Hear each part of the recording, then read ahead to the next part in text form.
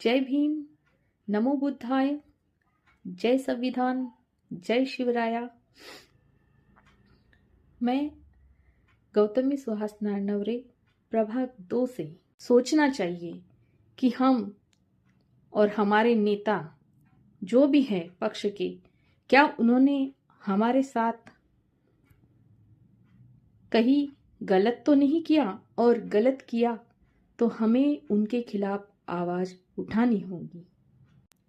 ये निवेदन करती हूँ कि मतदान करते वक्त पहले उस कैंडिडेट को 10 क्वेश्चन पूछे कि उसने किया क्या, क्या उसकी योग्यता थी महानगर पालिका में उम्मीदवार होकर खड़े रहने की, आपको वोट मांगने की। हर उम्मीदवार को पहले आप जांचिए, उसके बाद में